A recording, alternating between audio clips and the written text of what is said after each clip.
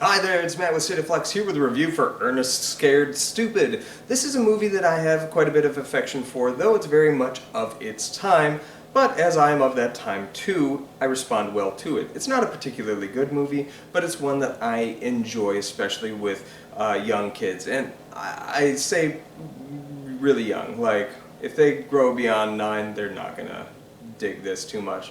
That said, as far as like scary movies for kids go, this one actually has some scares that deliver. I remember seeing this in the theater back in 1991, and the troll scared the S out of me. Um, the troll looks really good. The makeup, even still, and the animatronic mouth and all that stuff looks really good, and it's framed like an actual horror film affecting children. The plot of this film has a whirl in the past, a relative of Ernest who finds this troll who is trying to create an army of trolls by petrifying small children into little wooden statues and letting them sacrifice to this big tree where the trolls are going to sprout from.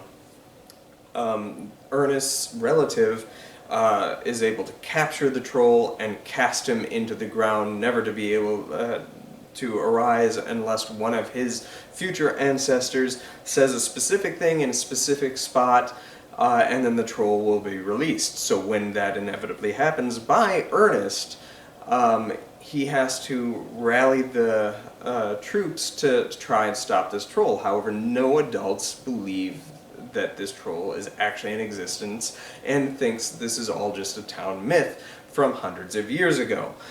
So, the only people that do believe him are the kids, because they are falling prey once more to this troll. And anytime the troll is going after the kids, it's actually photographed like a horror movie. You have the POV shots, Halloween or Friday the 13th style, of the troll stalking the kid. You have a great scene with a little girl in her bedroom who's afraid of what might be under the bed that is photographed so well, and I remember when I first saw it, scared the crap out of me. I watched this with my daughter when she was 5, scared the crap out of her. I was amused by that. I watched this again with that same daughter last night, and she was still kind of really tense during that scene, even though she knew what was going to happen.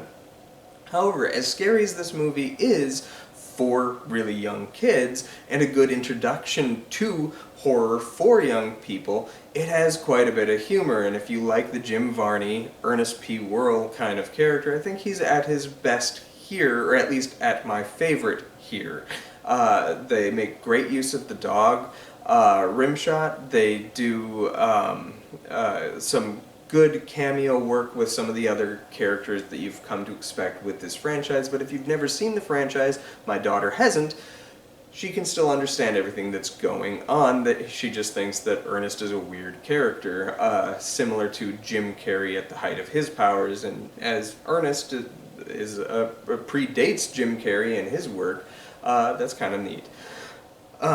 But yeah, so this movie acts as a pretty good introduction to horror, where it's actually spooky. You can move on to like, Are You Afraid of the Dark after this, or like Twilight Zone and any of its incarnations, before moving on to some more grounded, actual young person horror movies.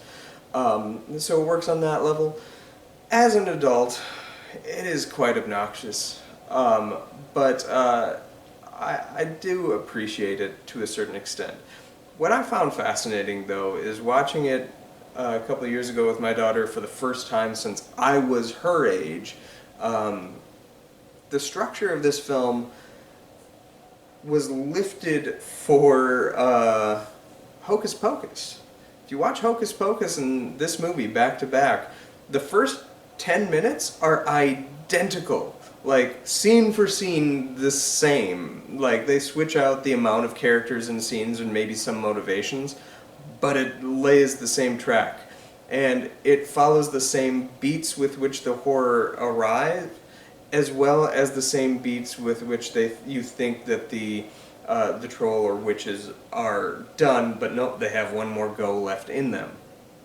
Both were released by Buena Vista via either Touchstone or Disney directly, and came out about 2 years apart from each other. So there you have it. But this is one that I revisit from time to time, at Halloween time especially, when I'm trying to engage and watch a spooky movie with my kids, because this actually delivers the spooks. Along with Hocus Pocus, that one also delivers some good spooks. I think of the two films, this one's scarier, that one's better. But there you have it. This is a purely okay movie, but if you're a kid, you'll dig it, I promise. Thanks for watching, like, subscribe, do all that good stuff. Peace.